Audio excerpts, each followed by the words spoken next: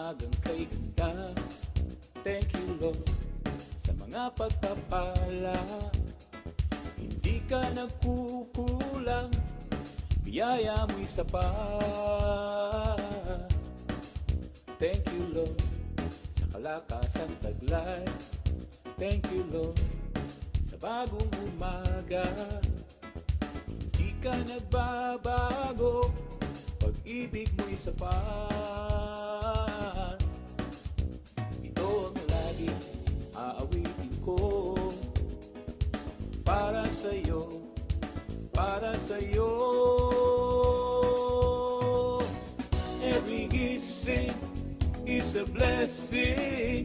Every day is the day of the Lord. Every gising is a blessing. Every day is the day of the Lord. This is the day of the Lord. This is the day of the Lord. This is the day of the Lord. Thank you Lord sa umagang kay ganda. Thank you Lord sa mga pagpapala. Hindi ka nagkukulang, biyaya mo'y sapat. Thank you Lord sa kalakasang taglay. Thank you Lord sa bagong umaga. Hindi ka nagbabago, pag-ibig mo'y tapat. Ito ang laging aawitin ko, para sa'yo, para sa'yo. Every gising is a blessing. Every day is the day of the Lord. Every gising is a blessing. Every day is the day of the Lord. This is the day of the Lord. This is the day of the Lord. This is the day of the Lord.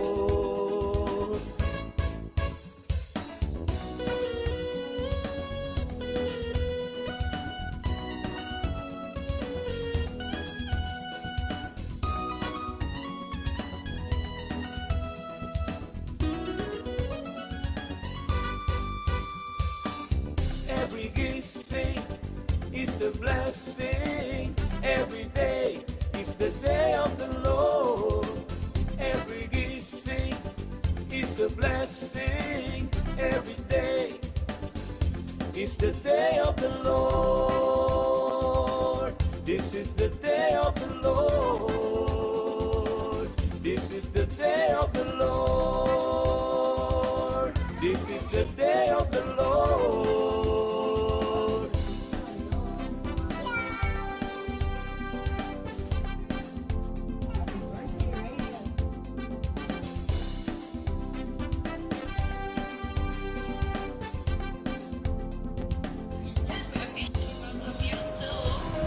Every gising is a blessing. Amen. Hello, hello, good morning.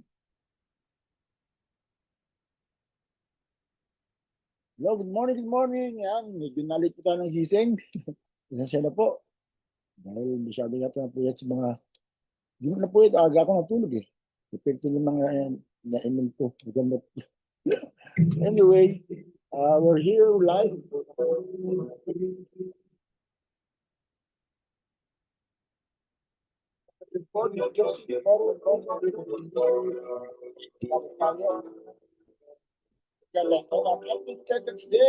12. Thank you Lord, bagay kay ganda. Thank you Lord sa mga pagpapala. Di ka nagpupulang, biyaya mo'y sapat. Thank you Lord, kalakasang taglay. Thank you Lord sa bagong umaga.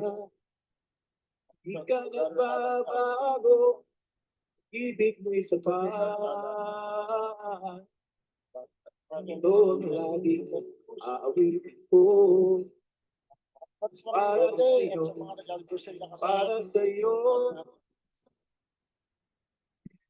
every gising is a blessing. Every day is the day of the Lord. Every gising is a blessing. Every day is the day of the Lord. This is the day of the Lord. This is the day of the Lord. This is the day of the Lord. Thank you, Lord. Thank God. Thank you, Lord. Dapat papala. Let's welcome our Ika na po. yan, siya rin po ay yung nag-birthday at future natin last Friday. Pero ngayon ulit natin ng another sermon from him. Alam kung tayo na papagkala. Let's welcome back Pastor Boyd Junicio para sa God's Word for You.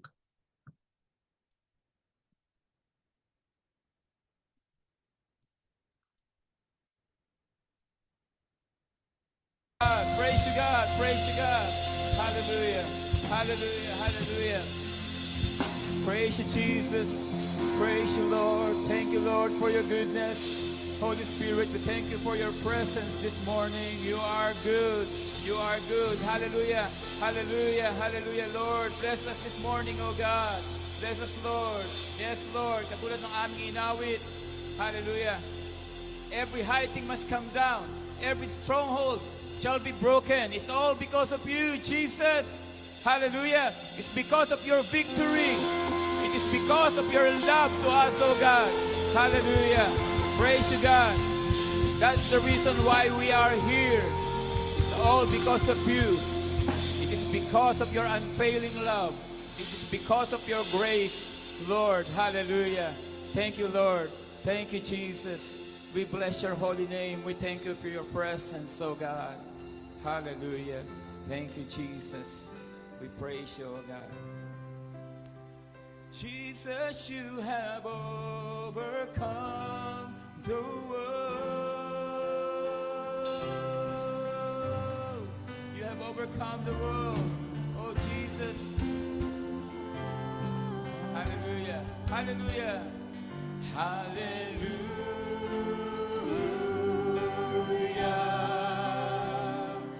You have overcome. You have overcome. Hallelujah. Jesus, you have overcome the world.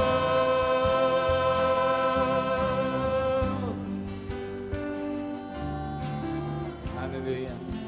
Thank you, Lord. You have overcome, Jesus. That's why we are victorious, oh God. Hallelujah. We can stand in your presence because we have you in us, Jesus. Nandito ka sa aming puso. Nandito ka at namumuhay sa amin, Panginoon. Hallelujah. Kaya po kami ay righteous sa iyong paningin, O God. Aming Ama, kami po ay matuwid sa iyong harapan. Dahil yan sa pag-ibig mo sa amin. Dahil sa pagbibigay mo ng iyong bugtong na anak. At dahil sa buhay na tinataglay namin ngayon, na buhay na nanggaling sa iyo, you have given us life, O God, na dati kami ay patay spiritually, but now we are alive. We are alive in Christ because of you, because of your love. Hallelujah. And we worship you. Kaya po, Panginoon, nandito kami tuwing Sunday. We go to church each and every Sunday, O God, just to worship you and to give you praise and to thank you for your goodness. Hallelujah. Hallelujah. Wala pong ibang dahilan. Kaya po kami narito. Kaya po hindi po kami nagsasawa, Panginoon, na kami maglingkod sa iyo, na kami umawit, na katulad ko, Panginoon, na isang musician and singer, hindi po ako nasasawang umawit sa iyo, hindi ako nasasawang tumugtog para sa iyo, Panginoon, sapagkat ikaw ay tunay na Diyos at napapatunayan ko ang pag-ibig mo, napapatunayan ko ang pagmamahal mo na binibigay mo ang iyong habag, ang iyong biyaya na sa araw-araw ng aking buhay. At alam ko, Panginoon, lahat kami dito ay mag-a-agree na ikaw ay mabuti sa aming buhay. Kaya po narito po ang bawat isa, O God. Hallelujah. And we come into your presence na mayroong unity na kami ay sumasamba sa iyo, Panginoon. Hallelujah. As a church, we worship you, O God, and we thank you for your goodness. Salamat po, Panginoon, sa mga nagdaang araw, nagdaang taon, 2 taon, Panginoon, na dumaan kami sa pagsubok, Panginoon, ng pandemic, pero ikaw ay naging tapat sa amin. Kaya po, narito kami ngayon na mayroong kalayaan, Panginoon. Hallelujah. Dahil yan lahat sa iyo, O God. And you have given us another chance. You have given us another opportunity na mapaglingkuran ka sa mga nalalabipang oras, nalalabipang taon ng aming mga buhay, mga araw ng aming buhay, na nandito kami, Panginoon. Muli, Panginoon, na dinededicate namin ang aming buhay, and you have given us chance again to praise you and to serve you, O God. Kaya salamat po, Panginoon. Napakabuti mo sa amin. Napakabuti mo, Panginoon. Hallelujah. Lord, we pray that you will continue to move this morning. Hallelujah. Gagamitin mo lang ako, Panginoon, bilang daluyan ng pagpapala. Ikaw magpapala sa bawat isa. Ang iyong salita, Lord God, ay hindi babalik sa iyo na walang kabuluhan. Hallelujah. Lahat po na maririnig namin sa umagang ito ay magiging pagpapala po sa amin, Panginoon. Hallelujah. Kumilos ka sa puso ng bawat isa, O God. Holy Spirit, teach us this morning. Hallelujah. At tunay po, Panginoon, na masunod po namin ang iyong kalooban sa aming mga buhay. Purihin ka, O Diyos. Purihin ka. Sambahin ka. Luwalhatiin ka. Sa pangalan ni Jesus. Amen. Amen. Palapakan po natin ang Panginoon. Thank you, Lord.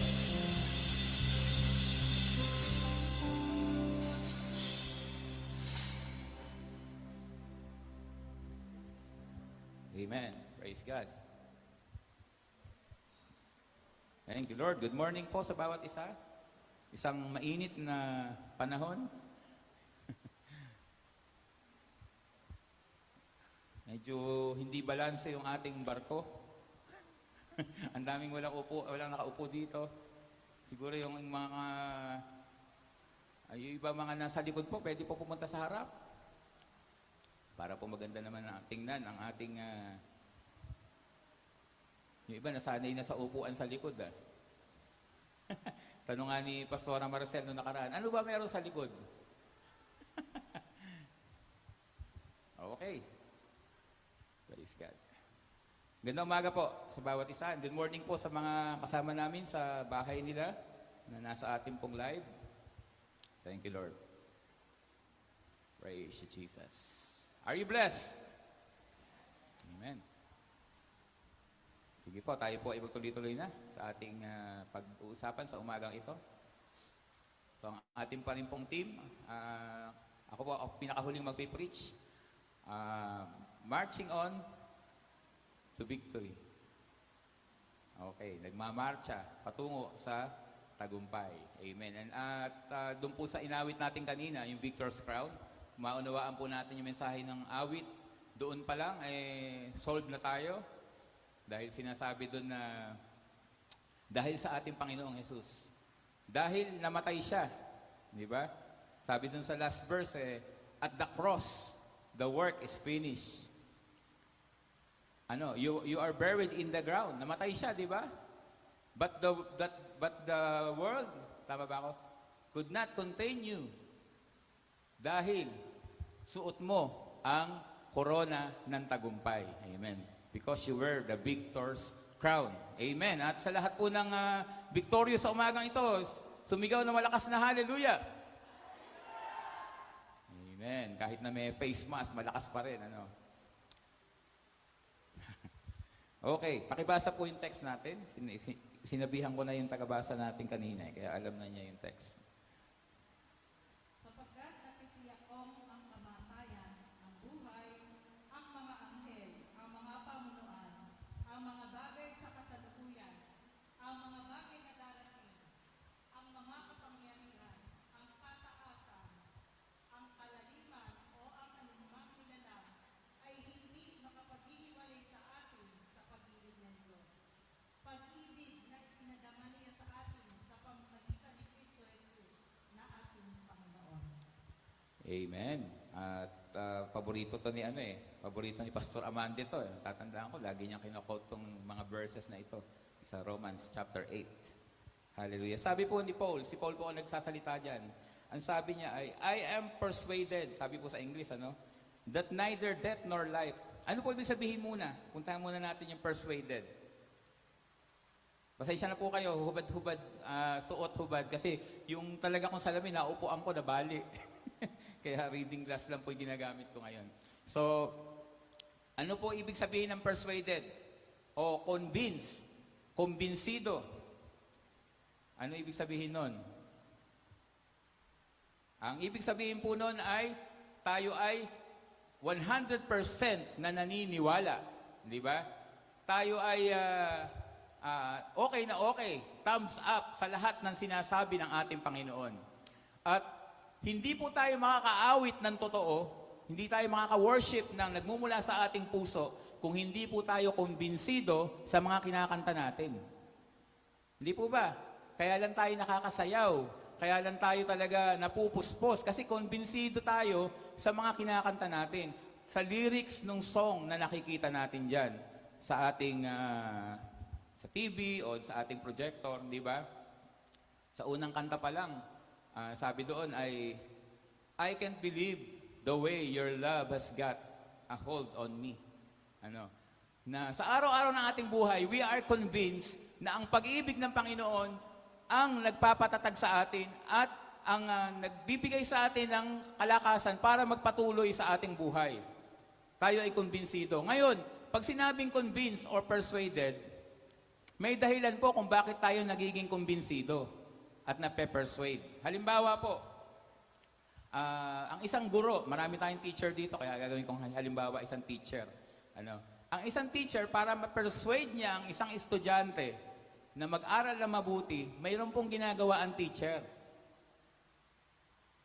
Ginagawa po ng teacher na sasabihin niya sa estudyante niya na ganito, papaliwanagan niya, alam mo, pag nag-aral ka mabuti, pag ginawa mo lahat ng mga assignments at naging mataas ang marka mo sa mga examination, magiging maganda yung grades mo.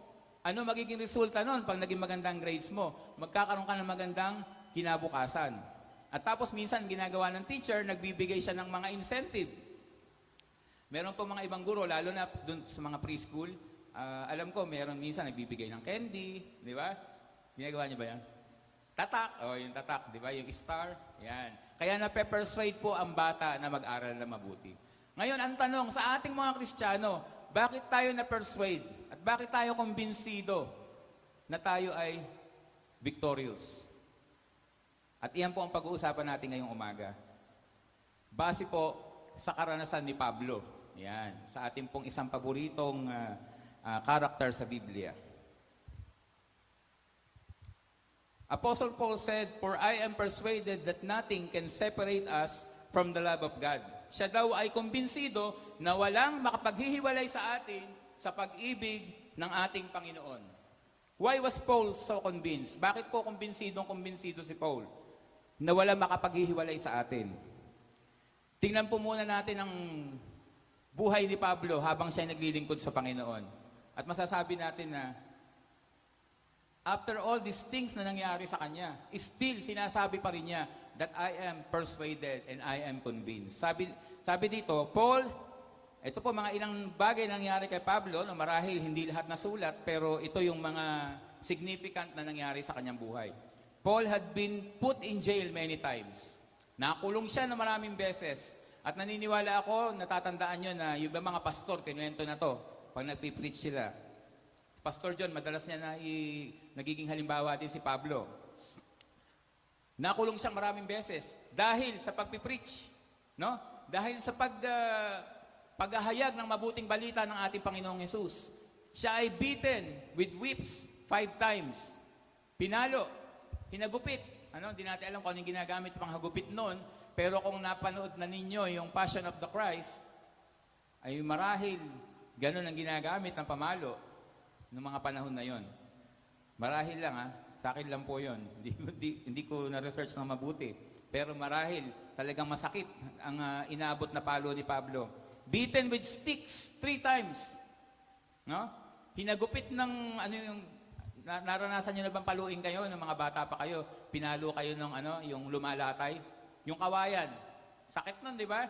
Hindi natin alam kung ano yung ginamit sa kanya. stoned and left for dead. Binato. Di ba?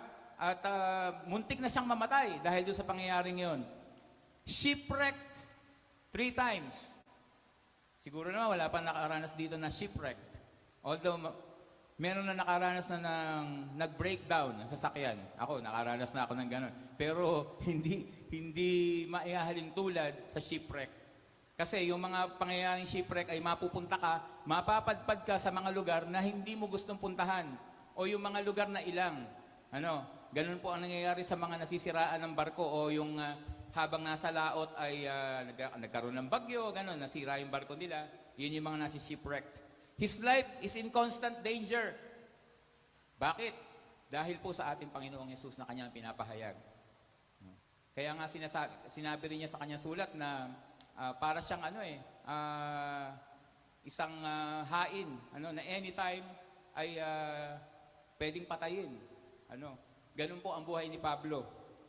He'd gone hungry, nagutom siya, and thirsty, and was cold from not having enough clothes. So nangyari na sa kanya yon na nagutom, nauhaw, at nakaranas ng sobrang lamig dahil sa kawalan ng damit. Siguro during those times na shipwreck siya. So yan po yung mga ilan lang sa mga pinagdaanan ni Pablo. Yet, sabi dito, yet Paul was convinced that nothing could separate him from God's love. Paul knew the circumstances of this world had any power over him. But most importantly, Paul knew and experienced personally God's love. At iyan po ang dahilan kung bakit niya sinasabi na siya ay persuaded and siya ay convinced. It's because of God's love na naranasan ni Paul. Bakit? Ano ba ang buhay ni Paul? Kung babalikan po natin istorya ni Pablo, siya po ay bago siya na born again, siya ay manguusig, hindi po ba? Di ba? Alam natin lahat yun. Actually, kasama siya dun nung binato si Stephen, sa Acts. Di ba? Nandun siya. At talagang ang trabaho niya nun ay mangusig na mga naniniwala kay Kristo. At naranasan ni Pablo na nagkaroon ng personal encounter sa ating Panginoon dun sa road to Damascus. Nung papunta siya ng Damasco ay naranasan niya ang Panginoon doon. Mismong si Lord ang kumausap sa kanya. And that's why nakilala niya si Lord. At tinanggap niya ang Panginoon at naniwala siya. At marami nangyari doon sa panahon na yon, di ba? Nabulag siya, di ba? O marami siyang naranasan. Kaya unang-unang, 3 bagay lang po pag-uusapan natin. Unang-unang nakita ni Paul at pinangahawakan niya ay ang pag-ibig ng ating Panginoon. So letter A, for God so loved us. Kaya po, nothing will separate us from the love of God. Dahil mahal tayo ng ating Panginoon. Isipin pa lang po natin na mahal tayo ng ating Panginoon Diyos, ay masasabi na natin na tayo ay kumbinsido na wala makapaghihiwalay sa atin sa ating Panginoon. Ano ba yung tinutukoy ko makapaghihiwalay? May kanta tayo niyan, no? Yung sino makapaghihiwalay. Ano ba yon? So, sa buhay po natin, tingnan po muna natin yung ngayon, nung nakaraang 2 taon na tayo ay na-pandemic, talaga namang nakita natin ang pagkilos ng ating Panginoon sa ating mga buhay. Ako nga, lagi ko nga na-share nung nagpipreach ako na noong time ng pandemic, talagang lalo na po kaming mga lingkod ng Diyos dahil syempre nga po ay karamihan po sa amin, talagang sa church nanggagaling po yung provision, yung allowance, gano'n. At dumaan po tayo talaga sa matinding pagsubok noong mga panahon na yon dahil wala nga tayong gawain, di ba? Although nagagawain kami dito, pero sasampu lang kami. Pero ang nakakatuwa po ay hindi po nagkaroon ng takot sa puso ng bawat isa. At napatunayan po namin na ang ating Panginoon, yung sinasabi niya sa Biblia na nothing will separate us from the love of God, kahit na yung kahirapan, ay talagang totoo. Dahil hindi po kami nagkulang. Ako po personally, hindi ako nagkulang noong mga panahon na yun. Naalala ko pa yung mga times na yun, pag uuwi ako, bumibili pa ako ng mga gamit namin sa bahay. Tuwing Sunday yun, dadaan ako sa tindahan ng mga pagkain para maiuwi ako sa bahay dahil nga di ba lalo na nung time na yung sobrang higpit, di ba? Hindi tayo makalabas. Pero si Lord ay nag-provide sa akin at talaga napatunayan ko na totoo ang pagmamahal ng ating Panginoon. Halimbawa lang po yun. Sabi dito, Paul knew that regardless of circumstances and his own performance, that nothing could separate him from the love of God. So, ibig sabihin pala, kahit anong circumstansya, may pera o wala, o kahit nasa performance mo. Ano yung sinasabing performance? Na kung minsan kahit tayo bilang isang Kristiyano, yung hindi natin na 100% nasusunod ang kalooban ng Panginoon sa ating buhay. Paminsan-minsan, nagkakasala pa rin. Paminsan-minsan, nagkakamali. Regardless ng mga bagay na yon, hindi nagbabago ang pag-ibig ng Panginoon. Yun po yung sinasabi ng, it's because of His love. Kailanman hindi magbabago ang pag-ibig ni Lord kahit na nagkakamali tayo at nagkakasala pa rin. At ako po ay isang katibayan yan, na marami pa rin pagkukulang kay Lord, pero nandito pa rin. At nakakatayo sa inyong harapan dahil sa grace ni Lord. At kailanman hindi ako nawalay sa pag-ibig ng Panginoon at nagpapasalamat ako kay Lord doon sa bagay na yon. At naikwento ko na rin yata dati na meron akong nakausap. Nung last preaching ko, naikwento ko na to na ako tiningnan niyang isa sa mga naging example ng isang anak ng Diyos na talagang sa simula nung naglingkod sa Panginoon hanggang ngayon, nandito pa rin. Kasi nga, marami din tayo talagang kilala na ako, mga kasabayan ko, nung kabataan namin, dati po meron tayong tinatawag na Bulacan Christian Youth. Yung mga kabataan nandito, dati meron kaming ganun. Nagko-concert kami, ganun. Buong Bulacan yun. Kasama po natin mga iba't ibang churches. At marami tayong kaibigan ng mga kabataan. At ang nakakalungkot po, marami po akong kasabay ng mga youth na ngayon, yung iba, wala na sa church. Yung iba, lumipat ng church na wala sa church nila, okay lang yun. Yung mga lumipat, napunta rin sa mga church. Ang nakakalungkot, yung mga iba natin na balitaan na nag-backslide at tumalikod sa Panginoon. At sila po, actually, dito po sa pinag-uusapan natin, kung si Lord, sa ating Panginoon, walang makapaghihiwalay sa pag-iibig niya sa atin. Ang problema, kung tayo ang hihiwalay, kung tayo ang lalayo sa Panginoon. Pero ang sinasabi dito ni Pablo, kahit daw hindi ganun kaganda yung performance niya sa paglilingkod sa Panginoon, yung love ni Lord, hindi magbabago. Paul had a revelation that since the beginning, God had loved him. Ito po isa sa mga dahilan. Meron siyang revelation na simula pa lang, kahit na nung sinner pa siya, kahit na nanguusik pa siya, mahal na siya ng Panginoon. May revelation si Pablo na ganyan. At babasahin natin mamaya. Tayong lahat na nandito ngayon, kahit nung hindi pa natin kilala si Lord, mahal na tayo ni Lord.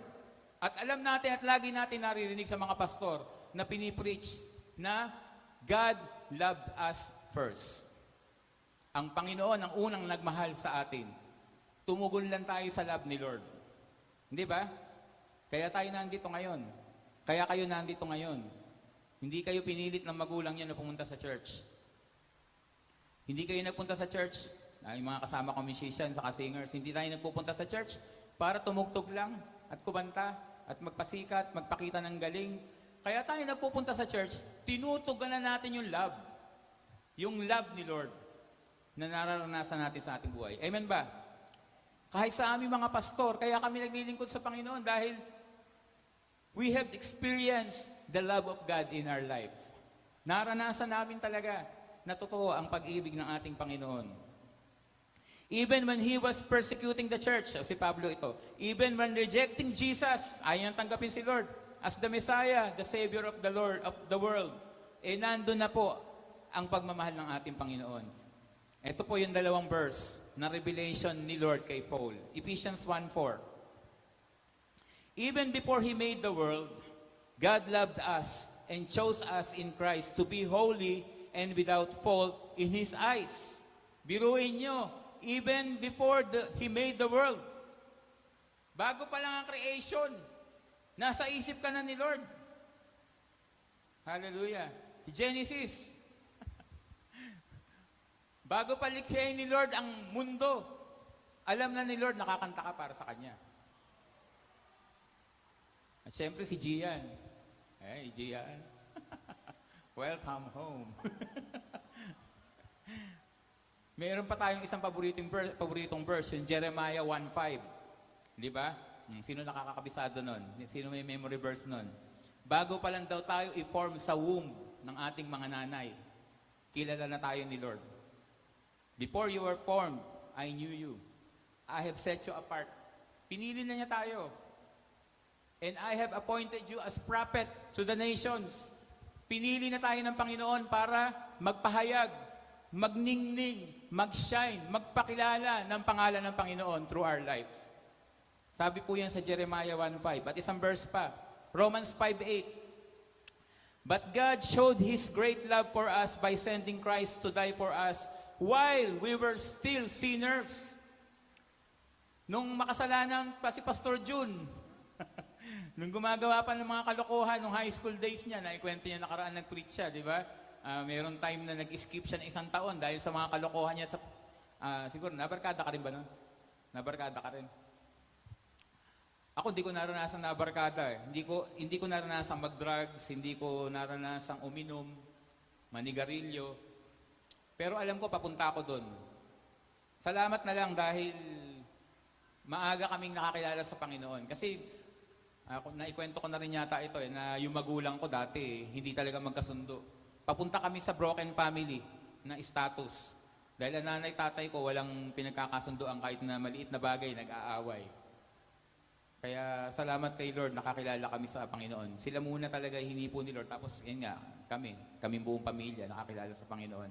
I believe, kung hindi nangyari yun, kahit mabait na bata ako at wala akong masyadong naranasang kalokohan, alam ko papunta ako dun.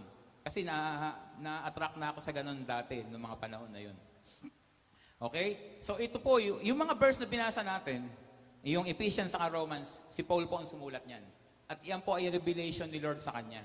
At yung mga verse na yan, ginagamit natin ngayon, hindi ba? Kino-quote natin yung mga verse na yan. Kaya si Pablo po, kumbinsidong siya sa love ni Lord. Paul knew of God's love. Sabi dito, Paul knew that everything depended upon God's love. Lahat po nakadepende sa pagmamahal ng Panginoon. Kung hindi tayo minahal ng ating Panginoon, hindi niya bibigay si Jesus, wala tayo ngayon dito. Hindi ba? Hindi ko kayo kilala.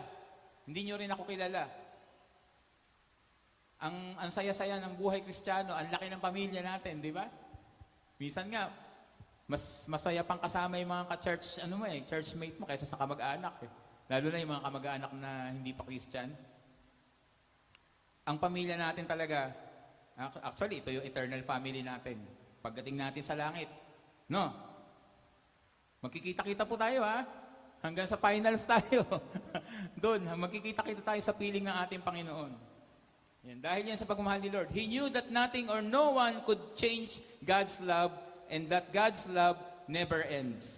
Hindi po natatapos ang pag-ibig ng ating Panginoon kahit na minsan may shortcomings pa rin tayo. Okay? Tandaan po natin yan. Kaya wag po tayong mahihiya. Halimbawa, yung mga nandito po sa live, yung mga nanonood ngayon, baka yung iba po dyan, nahihiya kayong umattend uli sa church dahil matagal kayo nawala, hindi namin kayo nakita. Hindi naman po tayo sa tao nagpupunta sa church, kaya po tayo nagpupunta sa church dahil alam natin, nandito ang Panginoon. Nandito po ang presence ni Lord. Amen? Added na lang po yung fellowship. Kaya tayo nagpupunta dito dahil nandito si Lord. And we want corporate worship. Gusto natin kasama natin ang kapatid natin sa Panginoon na sasamba sa Panginoon. Mas masaya kasi yung sumasamba tayo magkakasama, hindi ba? Iyon. Pero huwag kayo mahiya. Basta balik lang po tayo. Punta po tayo uli sa church. Kung maiikot lang natin tong camera, ang dami po mga upuan na wala pa nakaupo. Baka po yung mga nandyan sa live, kayo po iniintay ng mga upuan nandito ngayon. Pangalawa, bibilisan ko, may nakatingin sa akin masama. So, God's love yung una, no? Kaya kumbinsido si Paul. Pangalawa, kaya siya kumbinsido kasi for His name's sake. Hindi po si Paul, dahil sa pangalan, sa kapakanan ng ating Panginoon. Okay, papaliwanag natin mabuti yan. Paul was convinced that nothing will separate us from the love of God for the name, for the sake of the name of the Lord. Yan. Dahil ayaw ni Lord na mapahiya yung pangalan niya. Kaya siyempre, hindi niya tayo pababayaan. Hallelujah. Hindi tayo mahihiwalay sa pag-ibig ng ating Panginoon. Pag sinabi pong we will not be separated from the love of God, ibig sabihin, ang buhay natin ay blessed. Kasi pag nandyan ka sa love ni Lord, ang buhay mo ay pinagpala.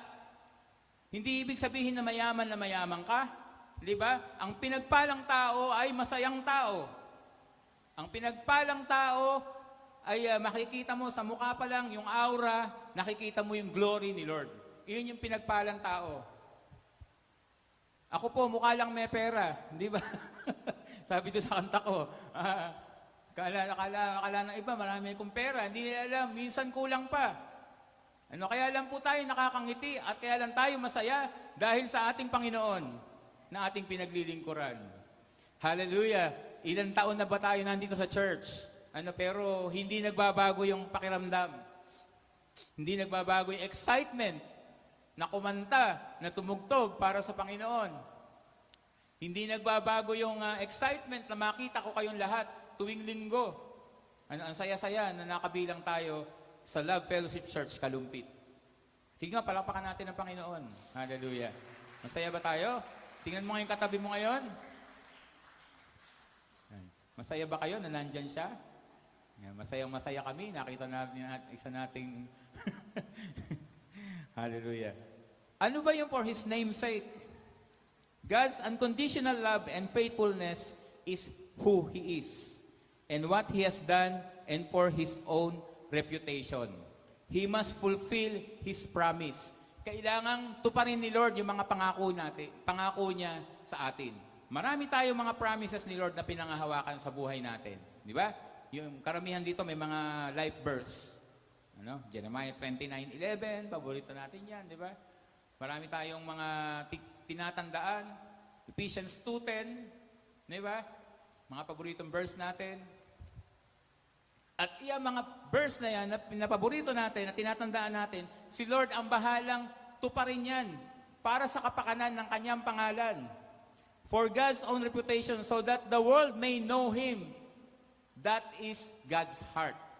Bakit gusto ni Lord na mataas ang pangalan niya? Nagyayabang mo lang ba si Lord? Hindi po.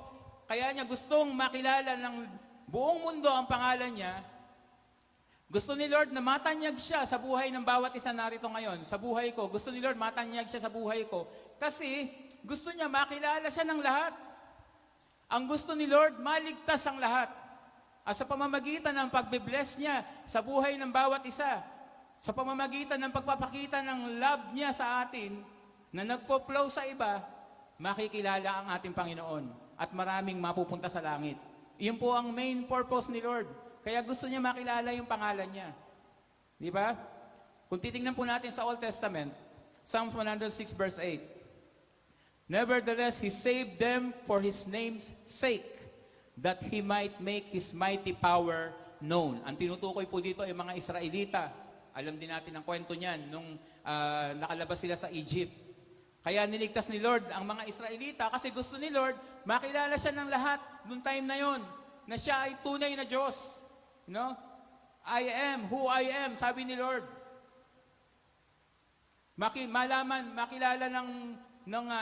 ni Parao, makilala ng mga hari noong mga panahon na yon, na siya ang hari ng mga hari at siya ang Lord over all at walang hihigit sa Kanya.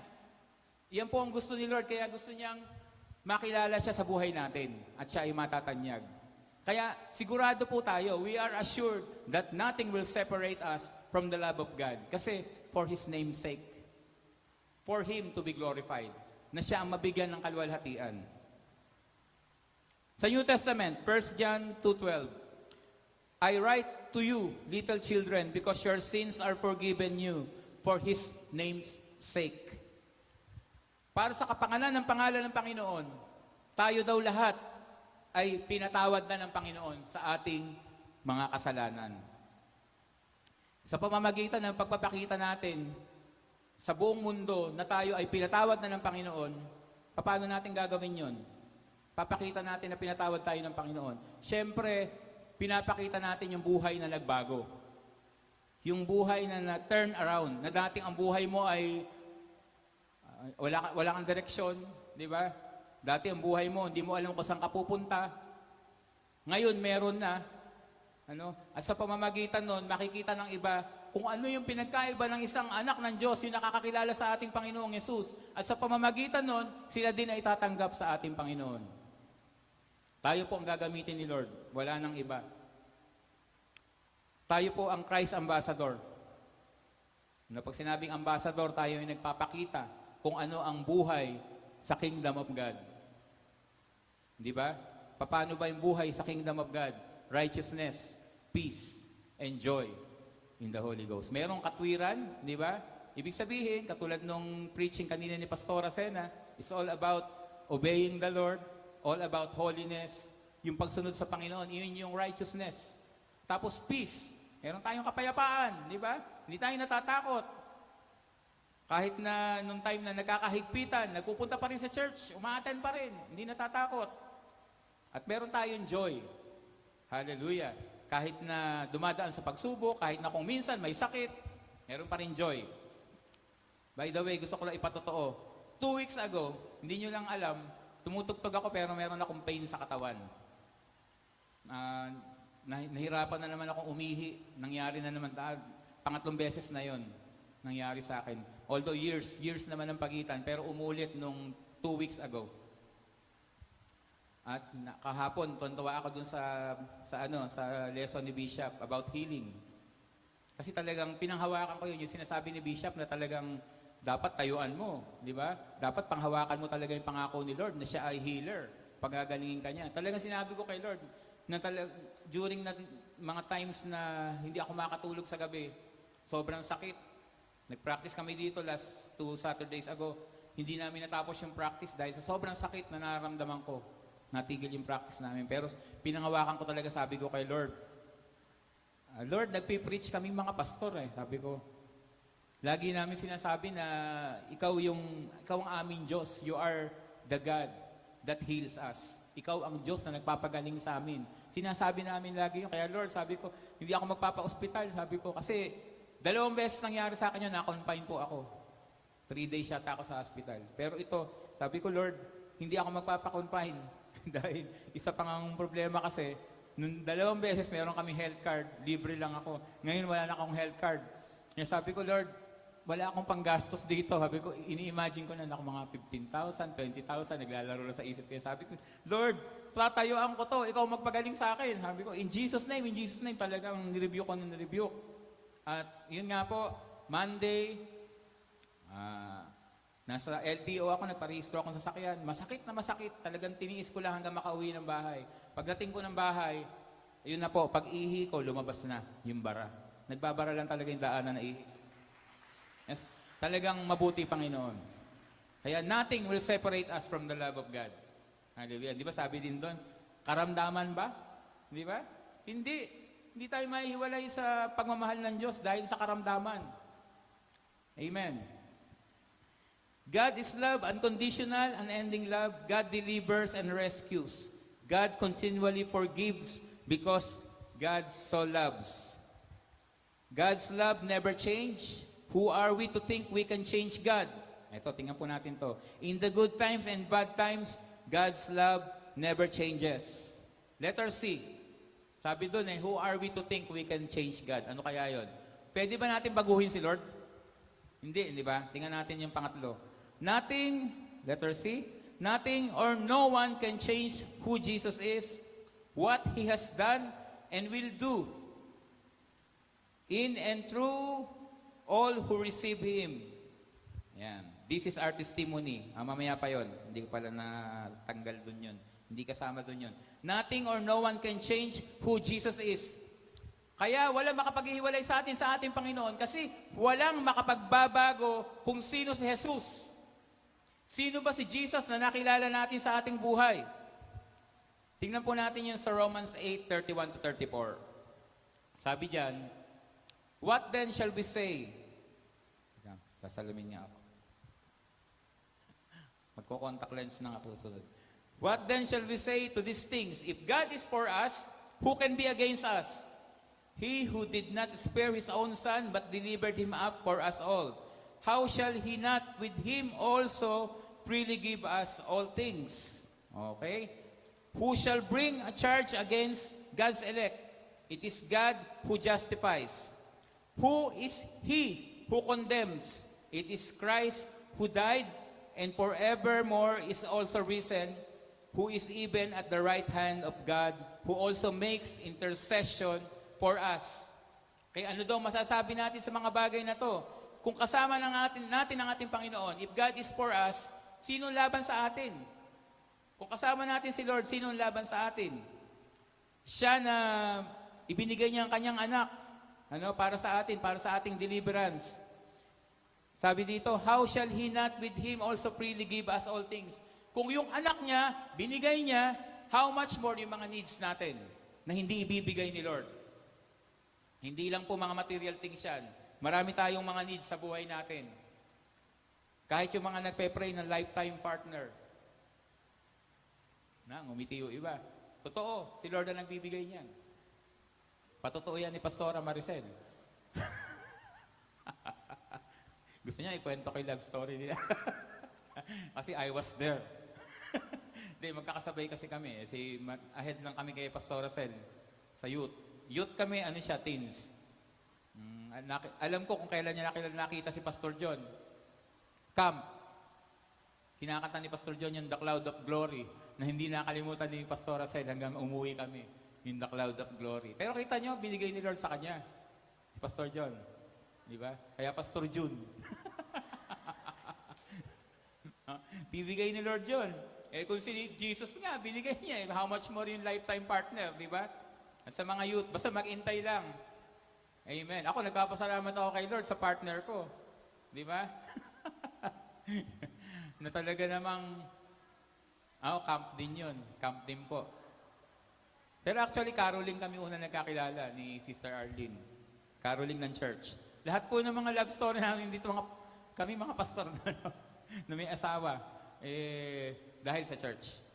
Ayun. Salamat kay Lord sa buhay din po ng asawa ko na binigay niya. Siyempre, full support po sa atin. Kaya wag po tayong mag-alala. Bibigay ni Lord. Mag-intay lang. Sabi din dito, it is God who shall bring a charge against God's elect. Minsan po sa buhay natin, may mga accusation tayo natatanggapin, di ba? Lalo na yung mga taga-usig natin. Naalala ko, ewan ko kung may nanonood na taga sa amin, pero ako po ay hindi ako at ease pag nagpupunta ako dun sa aming baryo. Kasi yung pong namatay yung magulang namin, masyado pong ang tingin sa amin na dahil doon nagpastor kami. Kaya hindi namin naalagaan yung magulang namin, hindi namin nadala sa magandang ospital dahil nagpastor kami. Naiyak tuloy ako. Hindi, totoo po yun. Kaya, madalang po ako magpunta talaga doon sa lugar namin. Kasi nga dahil doon sa mga accusation na ganun. Pero sabi po dito, who is he? Who shall bring a charge against God's elect? It is God who justifies. Pag naman naiisip ko, kanta ko rin yun kapag naiisip ko ang kabutihan mo, pag naiisip ko naman po na ako po, sa buhay ko ngayon, may mga tinatangkilik ako, meron akong mga bagay na meron ako ngayon na sa aking sarili, hindi ko kayang kunin sa aking sariling kakayahan. Naintindihan niyo yun? Nakukuha niyo? Marami po akong blessing na tinanggap mula kay Lord na sa aking sarili, hindi ko matatanggap sa aking sariling kakayahan. Unang-una na po yung family. Siyempre, yung asawa ko nga. Siyempre, nandito rin yung mabait kong biyanan, bigay ni Lord. Yung mga anak kong, mababait, 3. At siyempre, yung mga material things na meron ako ngayon, na alam ko sa sarili ko, hindi ko kayang bilhin. Pero meron ako. Hindi ko makalimutan din yung time na medyo lungkot na lungkot ako noon. At napapansin ni Pastor John, na nagmi-meeting kami, wala akong kaibo, ganun. Maraming beses yon. In-approach ako ni Pastor John nun, sabi niya, may problema ba? Ano? Siyempre, nagsabi tayo ng mga problema. Marami tayong pinagdadaanan. Hindi dumadaan sa problema dito, di ba? Marami tayong problema. Pero ni-remind niya ako, sabi niya, ay ikaw nga, ang dami mong ang dami mong blessing eh. Kasi habang nag-uusap kami, nakaupo kami doon, nasa kotse ko, yung kotse ko. Naisip ko nga, oo nga, ang dami kong blessing, pero nagrereklamo pa ako kay Lord. Nakakahiya tuloy kay Lord. Yan. Kaya salamat sa mga kasama kong pastor dito, nagiging kalakasan natin, kahit si Pastor Amante, di ba? Pastor June, na kahit na wala pang asawa, nandiyan pa rin, naglilingkod pa rin sa Panginoon. Hallelujah. Panghuli na naman to, kaya don't worry, maaga pa. Okay, ito. Who is he who condemns? Kanina may nabanggit tayo bago natin tinuloy dyan, yung God's love, who are we to think that we can change God? Yun, tinanong ko kayo kanina, mababago ba natin si Lord? Kasi daw, minsan sabi din dito sa verse na to, who is he who condemns? It is Christ who died, and furthermore is also risen, who is even at the right hand of God, who also makes intercession for us. Biruin nyo, namatay na si Lord, nabuhay na maguni para sa atin, nandun siya sa kanang trono ng Diyos, at siya yung nagpe-pray. Siya yung nag-i-intercede para sa atin, ang ating Panginoong Yesus. At sino nga ba yung nagko-condemn? Hindi na yung nagja-justify, yung sa labas yun. Alam niyo ang kadalasan nagko-condemn sa atin? Tayo rin. We condemn ourselves. Di ba? Madalas nangyayari sa akin yan. Lalo na pag magpipreach. Ayoko mag-preach kasi iniisip ko, sabi ko, Lord, hindi pa ako ganun bakit pa ako magpipreach? Kinokondemn ko rin yung sarili ko. At kung minsan sa inyo din, yung sarili ninyo, nakokondemn ninyo. Na parang lalo na pagka madalas kang may mga pagkakamali, may mga kasalanan na uulit-ulit mong ginagawa, kinokondemn mo yung sarili mo, parang sinasabi mo, hanggang dito na lang talaga ako. Wala na, hindi na ako talaga magbabago. Hindi ako pwede maging life group leader. Hindi ako pwede mag-life class. Yung iba, ganun kasi daw, meron ako nakausap na ganun, ini-invite namin mag-life class, encounter pa yata ang tawag natin noon. Yung EGR natin. Kasi ayaw mag-EGR, kasi daw parang akala nila, pag nag-EGR, parang magiging masyadong maraming bawal na mangyayari sa buhay niya. Yung parang kursilyo, yung ganun. Hindi nila alam na kaya nagbabago yung tao dahil sa karanasan. Di ba? Dahil naranasan si Lord, kaya nagbabago. Hindi naman natin pinilit na magbago di ba? Meron ba dito pinilit niya magbago yung sarili niya? Instant lang naman Di ba? And from glory to glory, alam natin, hindi pa rin tayo perfecto. Marami pang kailangan baguhin sa atin. Pinapabago natin yung buhay natin sa ating Panginoon. Kasi tayo sa ating sarili, wala tayong kakayanan. At hindi natin pwedeng baguhin si Lord. Yan ang problema sa atin. Binabago natin yung love ni Lord. Dahil sa pagkukondemn natin sa ating sarili, parang sinasabi mo na binabago mo ang pag-ibig ni Lord. Pag sinabi mong hindi mo kaya, ang sabi sa Biblia, kaya mo Sabi ni Jesus, kaya mo Pero ikaw, binabago mo. Ang sinasabi mo, hindi mo kaya. Kinokondemn mo yung sarili mo.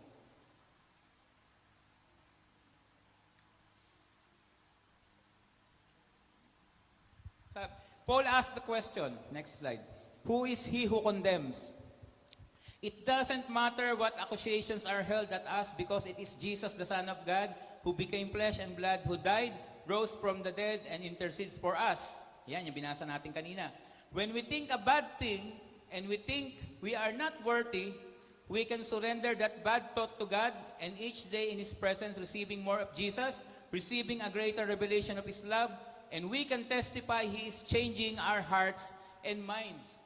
Okay? Pag naiisip natin na hindi natin kaya, napalpak tayo, marami pa tayong pagkakamali, ang gagawin natin, wag natin i-condemn ang sarili natin, isusurrender natin kay Lord yan. Sasabihin natin kay Lord yan na, Lord, alam ko, pa sa sarili ko hindi ko kaya pero alam ko, sinabi mo na, through you, I can do anything. No? Sa pamamagitan mo na nagbibigay sa akin ng lakas, magagawa ko ang lahat ng bagay. At sa araw-araw daw na gagawin natin, isurrender lang natin. At ang mangyayari sa atin, magbabago ang ating puso at ang ating isipan. Kaya wag po natin babaguhin si Lord. Si Lord hindi na babago. Pagka ang sarili mo kinokondem mo, parang binabago mo, Panginoon. Parang binabago mo yung love niya. Each day is an opportunity to know Him more. Araw-araw, meron tayong oportunidad, meron tayong pagkakataon na makilala ang ating Panginoon. Living in victory of continual surrender to His will. Totoo na mahal tayo ni Lord. Kahit na nagkakamali tayo, mahal niya tayo, hindi nagbabago yung love niya. Pero kailangan sa araw-araw ang ating hahangarin, we want to live in victory. Ano ibig sabihin nun? Dapat napagtatagumpayan natin lahat ng tukso na dumadating sa ating buhay. Hindi tayo magpapatalo. Talagang isusurrender natin lahat yan kay Lord. Sa Kanya tayo hingi ng runong, sa Kanya tayo hingi ng lakas. Maging confident daw tayo sa faithfulness and love and sa righteousness na nanggagaling sa ating Panginoon. Jesus has made us worthy to receive all of Him. Receive all of the living God. Jesus has made us clean. Jesus is our salvation. Jesus is our righteousness. This is our inheritance in time now. At dahil nandyan si Lord sa puso mo, nasa iyo lahat to. Isaiah 54:17. Sabi dito, no weapon formed against you shall prosper, and every tongue which rises against you in judgment, you shall condemn. Tayo daw ang lalaban doon sa mga nagko-condemn sa atin, yung mga nagja-judge sa atin. This is the heritage of the servants of the Lord, and their righteousness is from me.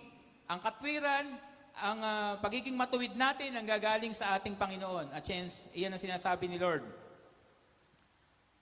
Who condemns the lies of our flesh and the evil one? So wala na pong iba. Sino po ang lalaban dyan? Tayo po. Labanan po natin yung mga negative thoughts na pumapasok sa isip natin. At ang lagi nating isaksak sa isip natin, na nandito si Lord, nandito si Jesus sa atin. Siyempre, kung nandito si Jesus, ano ang meron tayo? Kung ano ang meron si Jesus, meron ka. You have the power. Ito ang ating testimony sa ating pagtatapos. Yan, tapos na. This is our testimony. Number 1. Ito, natin to. Absorb natin mabuti. When we receive Jesus, we have been rescued from the kingdom of darkness, and by the blood of Jesus, been bought into the kingdom of light. Okay.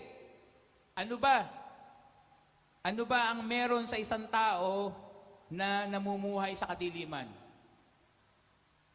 Kapag lumalakad ka sa dilim, ano ang status ng isang tao pag nasa darkness pa? Ikaw, halimbawa, Sister Oyi, pag nasa dilim ka, ano ang kalagayan mo?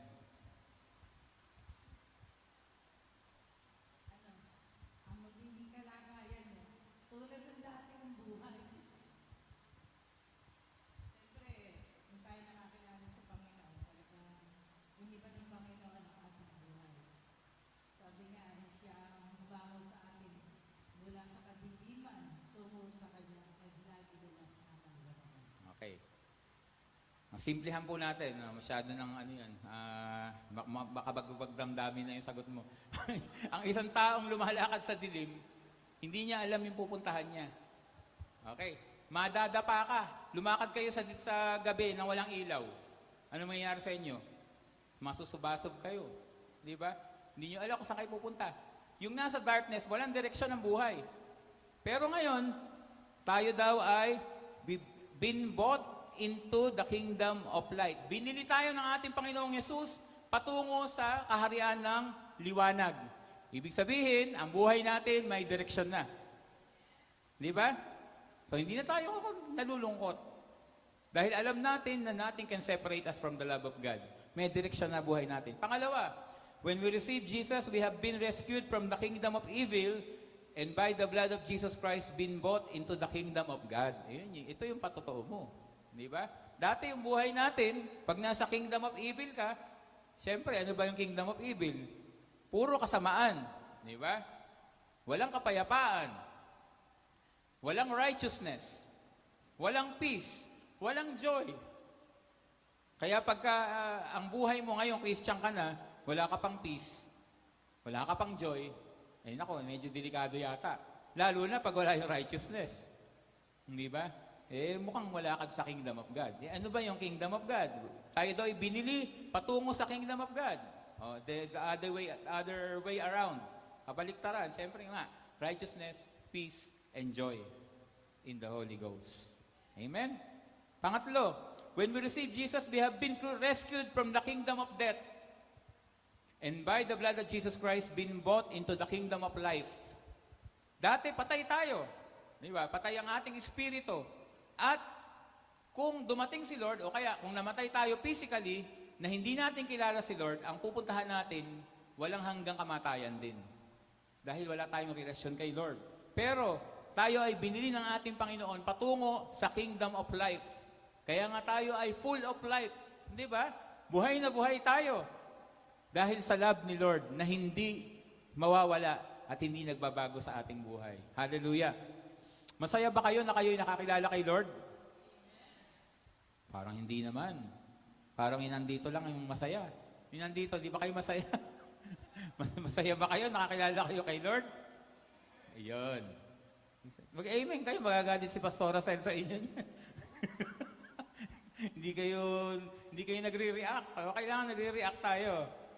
Number 4, when we receive Jesus, we have been given the power and authority by the King of the kingdom to tear down strongholds.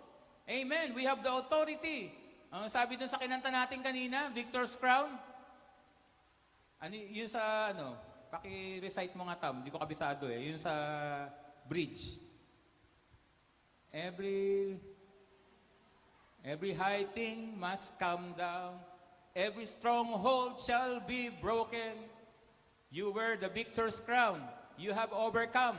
Dahil overcomer si Jesus, tayo ay overcomer din. At binigay daw ni Lord sa atin yung power na yan. We have the authority by the King. No? Binigay ng hari yung authority sa atin to tear down strongholds. Ano ba yung mga strongholds? Yung mga gawa ng kaaway sa buhay natin. Kasama na po dyan yung sin. Meron tayong mga kasalanan na kung minsan ay pabalit-balit, paulit-ulit nagagawa natin. Hindi tayo makapagtuloy-tuloy sa ginagawa natin para kay Lord. Yung ating spiritual life nagiging stagnant dahil dyan sa sin na yan. Pag yung mga bagay na yun yung tinatawag na stronghold. At si Lord, binibigyan kanya ng authority to tear down a stronghold, na sirain yung mga stronghold na to. At alam niyo, talagang totoo yung mga stronghold na yan. Merong talagang mga naglipa ng masasamang espiritu sa air. Kaya naniniwala po tayo dyan. Although hindi tayo naniniwala sa bumabalik na namatay. Pero totoo yung mga evil spirit. Kasi meron talaga mga strongholds. Meron mga high thing. Yung high thing na sinasabi dun sa song, every high thing must come down. Okay? Yun yung mga forces of evil eh. Kasi yung forces of evil daw nandito sa kasi hindi, yung third heaven nandun si Lord eh. Yung sa unang heaven, yung sa himpapawid, nandyan yung stronghold ng kaaway. At iyan yung gumagawa sa buhay natin na kung minsan nagpapasok sa isip natin o kaya nagpapakita ng mga tukso sa atin para malayo tayo kay Lord. Meron tayong power para i-third down yung mga bagay na yan. Ang kinin lang po natin at labanan natin ang gawa ng kaaway. Panghuli po, panglima, when we receive Jesus, we have been given the power and authority by the King of the kingdom to be free from the bondage of selfish desires and surrender all to Him. Hindi na po tayo makasarili. Dati, puro ako. No, hindi na po tayo ganun ngayon. Tayo po ay nilagay na ni Lord sa kingdom na kung saan wala na po yung selfishness. No? Tayo daw ay malaya na sa bondage na yan. Hallelujah. Delikado po kasi ang isang Isang tao na puro ako, ako, ako. Ang tendency po niyan ay, alam niyo, diyan nagsisimula yung mga rebellious spirit. Yung lumalaban sa authority. Pag puro ako, ako, ako. Paano naman ako? Di ba? Meron tayong mga kilala din na minsan yung mga nagkakaroon ng division na church, nagsisimula lang po sa ganun. Yung isang pastor, parang naiinggit doon sa pinaka-senior pastor. Paano naman ako? Paano naman ako? Ayun. Hanggang dumating yung time na magkakaroon ng rebellious spirit na nga, tapos nagkakaroon tuloy ng division sa church. Kaya sa paglilingkod po natin sa Panginoon, wala pong puwang yung ganun, yung selfishness, yung pagiging makasarili. Kailangan po ay iniisip natin palagi, ang paglilingkod natin kay Lord ay tayo po isama-sama. At nag-chip in lang po tayo yung bawat isa ng mga kakayahan natin. Amen po. Hindi ko po kayang gawin lahat yung ginagawa ng nandito sa music. Kasi hindi po ako si Lucifer. Si Lucifer, pwede niyang gawin yon. Pwede niyang patugtugin lahat. Pag kumanta siya, may harmony. Lalo ko isang church na tinuturoan po natin. Dahil nga tinuturoan ko sila ng choir, siyempre may mga boses-boses. At una, pag hindi makuha ng alto, kakantahin ko yung tono ng alto. Pag hindi makuha ng tenor, kakantahin ko yung tono ng tenor. Ngayon, pag pinagsabay-sabay ko na sila, sabi ko sa kanila, hindi ko na kayang gawin na sabay-sabay kayo lahat, ha? Sabi ko, hindi ako si Lucifer. So, salamat po sa Panginoon dahil may mga talentong binigay si Lord sa church na nandito po, nasama-sama kami naglilingkod kay Lord at tumutugtog kami ng mayroong harmony. At ganun din po yung mga singers. Hindi ko pala napakanta yung choir. Naalala ko tuloy. Andiyan pa ba sila? Anyway, pwede pa naman, pakakantahin ko kayo. Sorry. Nakalimutan ko. Napuspos kasi ako kanina eh. Mahirap pala yung sumasalo. Natutuloy-tuloy. Sabi sa'yo dapat kamukha lang. Anyway, doon na tayo magtatapos. Amen. At, kaya nga po, ang paglilingkod kay Lord, meron tayo kanya-kanyang talento, nag-chip in tayo, walang sikat dito, walang isang sikat. Ang sikat lang po talaga dito, ang Holy Spirit, na nagbibigay sa atin ng ability na lahat ng ginagawa natin. Si Lord lang ang sikat dito. Amen? Hallelujah. Kaya, tatawagin ko po yung choir. At ano po ito connected din dito sa ating pong pinag-usapan. Yung love po ng ating Panginoon, yung kanilang kakantahin. Kumpleto pa ba tayo? Sige, tayo na kayo. Pakibigyan ng mic sila.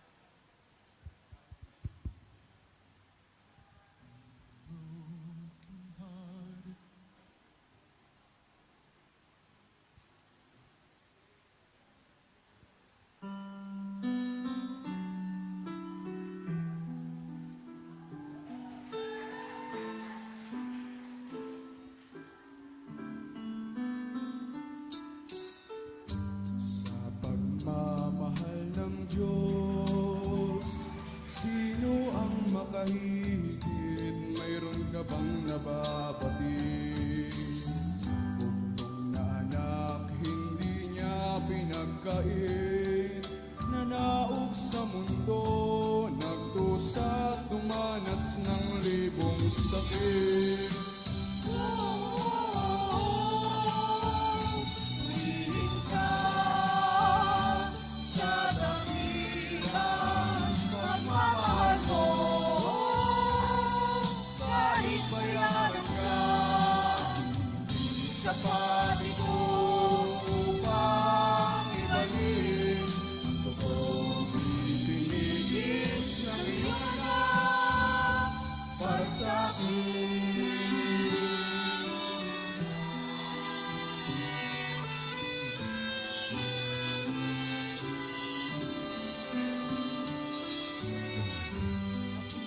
Diyos kay buti mo sa isang tulad ko, masuwayin sa nais mo. Pansin, laki ng pagmamahal mo, pinanap pa rin ako, pinatawad sa mga kasalanan ko. Purihin ka sa dakilang pagmamahal mo. Kahit bayaran ka, hindi sapat ito upang ibalik kung itinigis ng iyong anak para sa amin.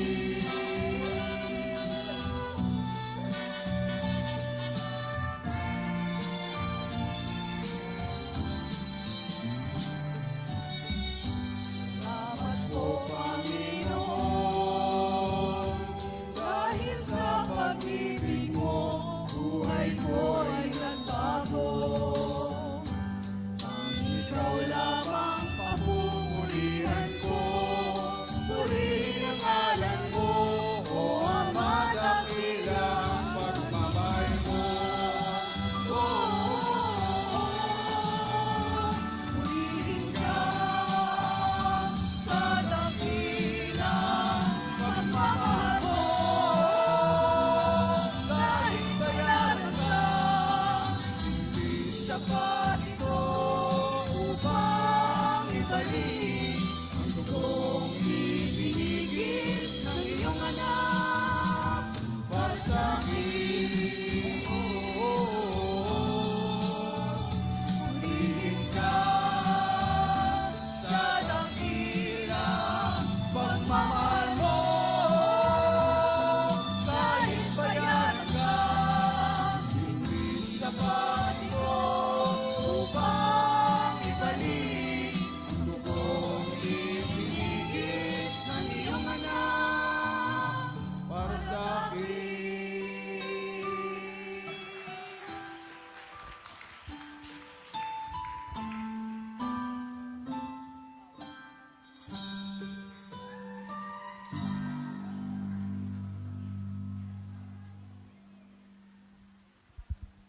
Amen. Minsan pa po, palapakan natin ang Panginoon. Wow. Yan, sa pagmamahal ng Panginoon. Katulad niya. Wala kanta. Ayan, ito po the message niya na narinig natin ay dahil sa pagmamahal ng Panginoon, we are more than conquerors, we are victorious. Amen. Amen po ba? Kaya patuloy natin ipamuhay yung victory na meron tayo. At, amen. Meron background. Kala ko may kumakanta ng ano.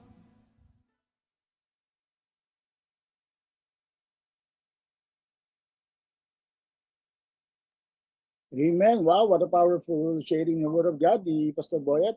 So sa liwanag po dyan, tayo po ipasamantalang magkapaalam, tayo po manalangin. Panginoon, salamat po sa amin narinig. Nawa tayo maging kalakasan nga sa amin talagang alam namin na kasama ka namin, Lord. We are an overcomer. Ano namin pinagdaanan. Lord, alam po namin nandiyan ka para sa amin, Lord God. Kaya salamat sa iyo. Naway maging matagumpay lalo ang bawat isa sa pangalan ni Jesus at lahat ng matagumpay na nagumpay. Magsabi ng malakas na Amen. Amen, Amen. Yan, sa mensaheng ganyan, tayo pagsabi tayo magpaalam. And see you on Monday sa pagpatuloy ng ating mga serye for the glory of God. So ito po ang Pastor John Saroy saying God bless you. See you again on Monday sa Every Gising is a Blessing. God bless, God bless. Shalom, shalom. Kami mga house church, mag-voice ng house church sa mga cellmates. God bless, God bless.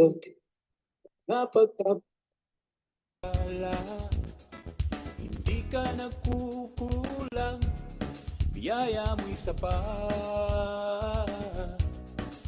Thank you, Lord, sa kalakasang taglay.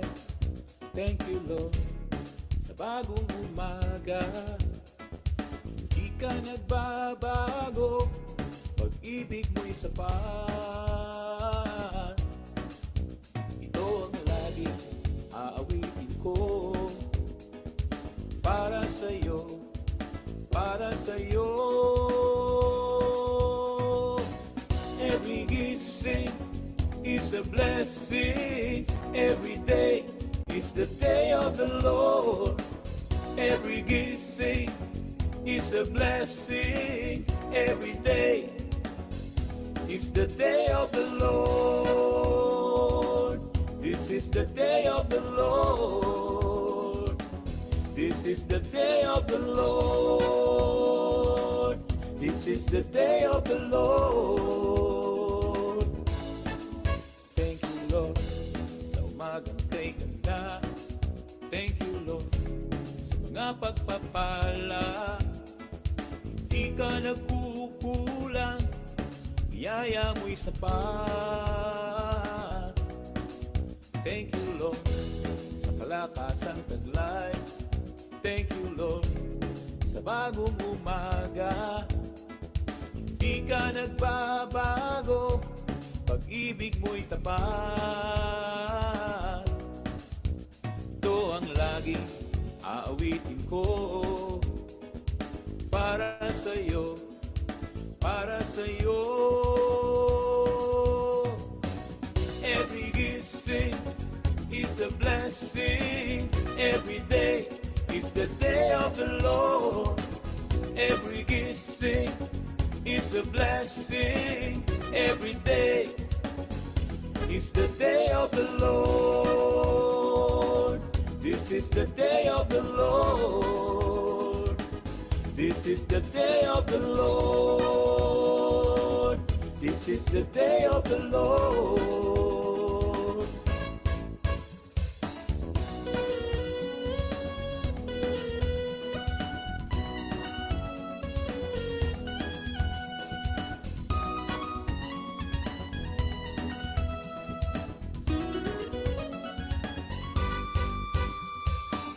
Every gising is a blessing. Every day is the day of the Lord.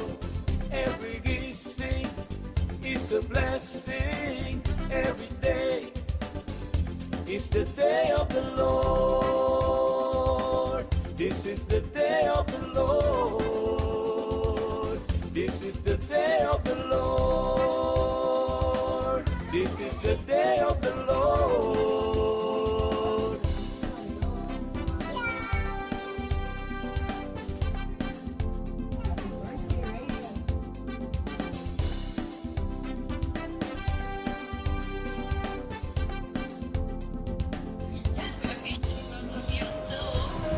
Every gising is a blessing.